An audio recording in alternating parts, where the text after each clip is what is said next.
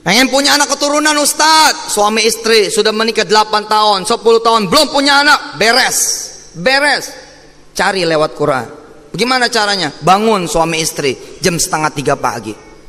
Bangun, langsung mandi, bismillahirrahmanirrahim, menghadap pada Allah 2 rakaat, lalu bacalah Al-Quran. Baca Al-Quran. 4 bulan Anda menghatamkan Quran, jalan aja. Setengah juz, 1/4 juz, 1/3 juz, halaman, setengah halaman. Ayo ngaji berdua, ganti-gantian sama istri.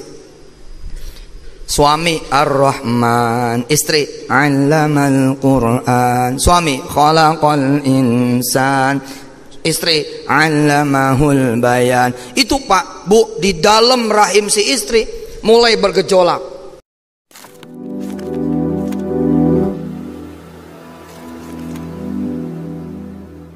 Assalamualaikum warahmatullahi wabarakatuh. Welcome back to my channel TPD. Ya teman-teman, kita lanjutin video yang sebenarnya masih lanjutan terkait dengan kayak pesawat, unang, judi. Ini ada kaitannya sih sebenarnya. Cuma kali ini saya akan lebih serius berbicara tentang kayak semacam agama, akidah kayak gitu ya, tentang syariat.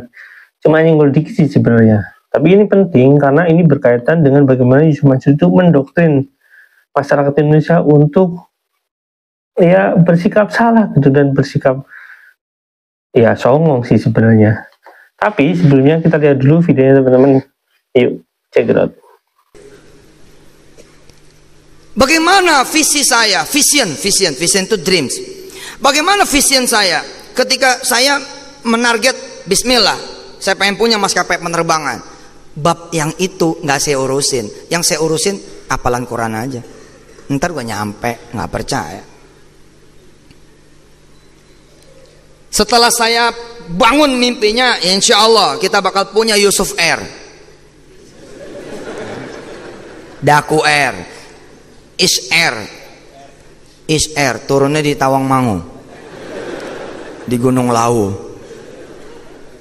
Iya, Karima Air kan keren itu. Wow, keren. Karanganyar Air.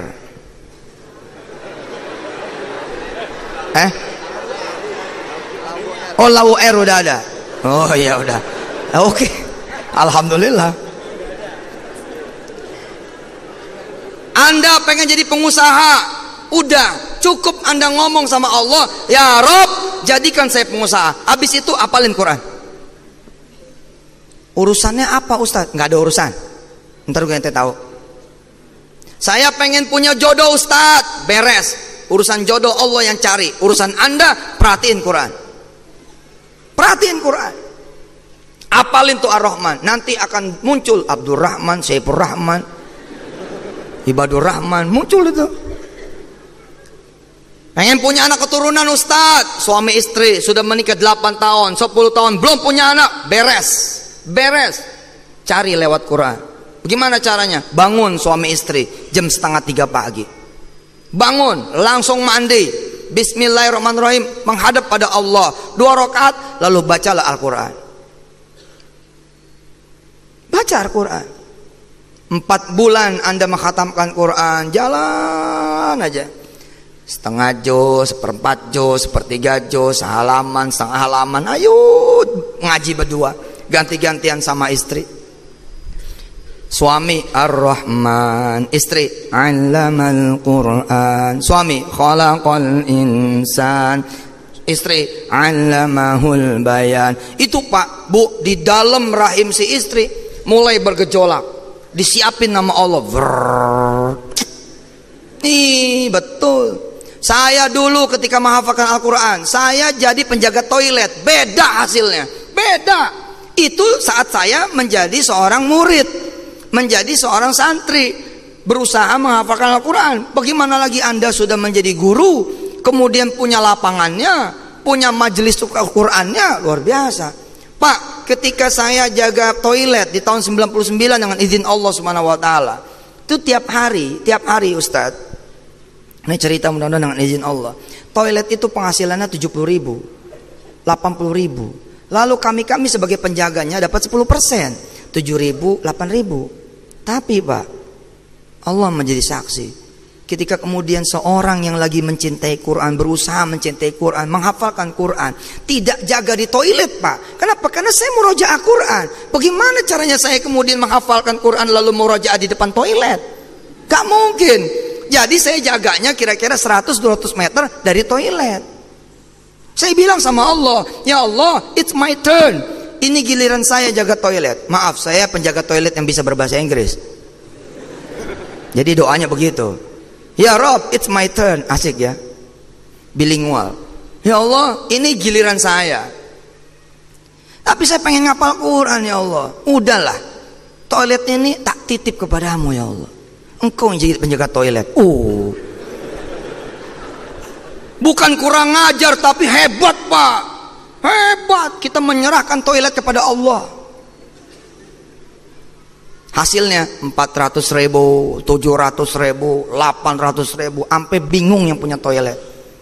Ini nggak dijagain kok 400, yang ngejagain 70.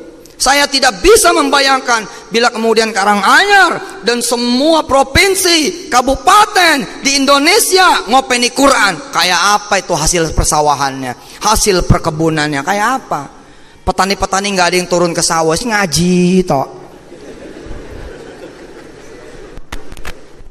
Syarat dan ketentuan berlaku. Nanti akan ada malaikat-malaikat Allah yang bekerja di malam harinya, di pagi harinya. Pasukan-pasukan Allah yang turun menjaga sawahnya, kebunnya. Bukan berarti seorang penjaga Quran tidak berikhtiar. Saya berikhtiar, saya datang kok ke Kalideres, saya datang ke Kalideres, saya datang ke terminal, saya menyiapkan toilet yang saya harus jaga. Tapi by system. Kenapa by system itu kemudian saya bisa mengerti? Yuwaffiqhu, Allah memberikan taufiknya untuk saya. Saya ubah posisinya, saya toto yang baik sehingga orang tahu dia save bayaran. Dia membayar walaupun tidak ada yang jaga. Hasilnya Pak, 700.000, 800.000, minim-minim 400.000. Sehingga saya sebagai penjaga 40.000, 70.000, 80.000. Quran, ini Quran. Quran. Istilah saya tuh zaman dulu ketika saya kemudian jadi tukang es keliling di terminal Kalideres. Saya bawa termos es dan saya bawa mushaf Al-Quran. Kemudian saya taruh saja di depan musola, lalu saya ngaji di dalam musola.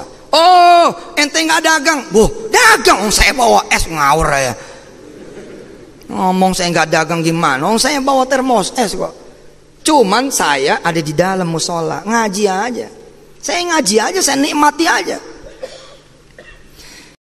Oke, itu teman-teman videonya. Nah teman-teman, di video itu kan jelas ya, Yusuf Mansur itu menjelaskan tentang dia itu sebagai seorang penjaga toilet yang katakanlah dia sebagai penghafal Al-Quran katanya gitu ya. Ya sebenarnya teman-teman, mau penjaga Al-Quran, mau penghafal Al-Quran maupun bukan, sebenarnya rata-rata orang Indonesia yang belajar agama Islam yaitu ya rata-rata penghafal Al-Quran, baik itu surat-surat pendek maupun surat panjang. Tapi kan bukan masalah penjaga toiletnya sebagai seorang penghafal Al-Quran terus lantas dia menjadi songong gitu ya. Karena Yusuf Mansur menyatakan bahwasanya dengan jelas ya, Yusuf Mansur mengatakan bahwasanya ya Allah yang jagain gitu ya. Ya kamu tinggal belajar Quran dan Allah yang ngejagain. Itu kurang lebih bahasa yang dikeluarkan oleh Yusuf Mansur sehari-hari kalau dia ceramah di perkampungan atau di perkotaan kecil. Nah, kesongongan Yusuf Mansur ini menurut saya ini bagian daripada perilaku dia yang memang sebenarnya itu mencerminkan dia terhadap agama Islam itu sendiri, apalagi terhadap Allah ya. Dan sering sekali dia mengatasnamakan Allah gitu ya, dengan izin Allah gitu ya. Terus dengan sadar dia mengatakan bahwasanya ya kita tinggal belajar Quran dan kita tinggal duduk terus kita suruh aja Allah kerja gitu ya. Nah, konsep seperti ini persis seperti orang-orang Yahudi. Kita tahu, misalkan seperti ini. Kita tahu orang Yahudi ini ketika mau menyeberang mau menyeberang lautan itu ya, Nabi Musa disuruh bertanggung jawab. Kan kamu sudah bawa kita ke sini, udah bawa kabur. Kenapa kamu nggak bertanggung jawab? Nah, ini cerita Nabi Musa ini adalah cerita yang sangat dibanggakan Yusuf Mansur. Jadi Yusuf Mansur ini sebagai ceritakanlah dia sering mengaku sebagai Musa kecil gitu ya.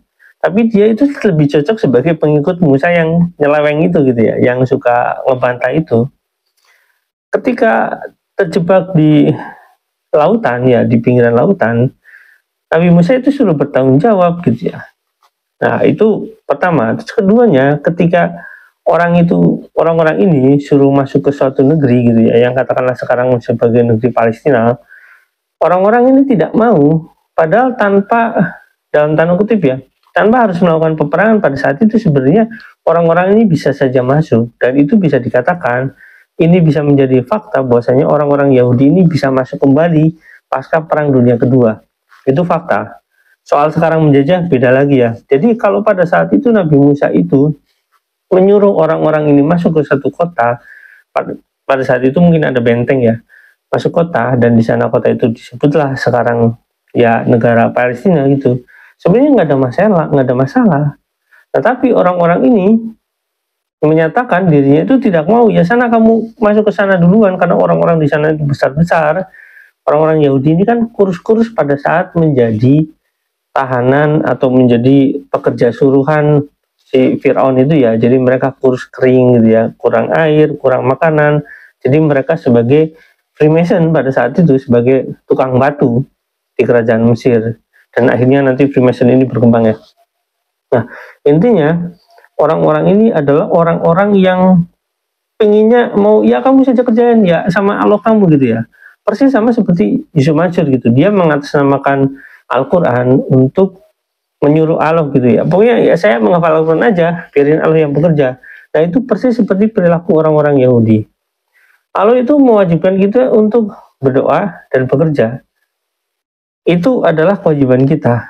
Tidak bisa, artinya dalam tanda kutip tidak bisa kita duduk santai gitu ya, terus Allah memberi rezeki. Memang setiap orang ada rezekinya masing-masing, tapi kalau cuma duduk santai itu terus menerima uang rezeki, ya itu triliunan gitu ya, udah punya deposito banyak sekali ya, dia tinggal makan. Tapi kalau masih sebagai pengajar orang biasa gitu atau pedagang biasa, itu disarankan untuk bekerja dan berdoa, atau berdoa dulu dan kemudian bekerja. Hikmah dari sebuah ucapan Yusuf Mansur seperti ini ya, mengatakan bahwasanya ya nanti bahwasanya para petani gitu ya tinggal berdoa aja, terus menghafal Al-Quran aja, sholat aja gitu. Nanti dalam tanda kutip Yusuf Mansur sering mengatakan hal itu berkaitan dengan malaikat-malaikatnya yang akan bekerja ke ladangnya orang-orang ini. Dan ini adalah suatu doktrin yang sangat salah di Islam. Rasulullah sendiri itu turun perang.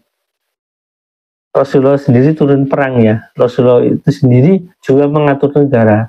Rasulullah itu sendiri juga dalam tanda kutip ya memberikan pelatihan secara dalam hal ini, kalau misalkan dalam perang ya mungkin cara peperangan, dan Rasulullah sendiri itu berdiskusi.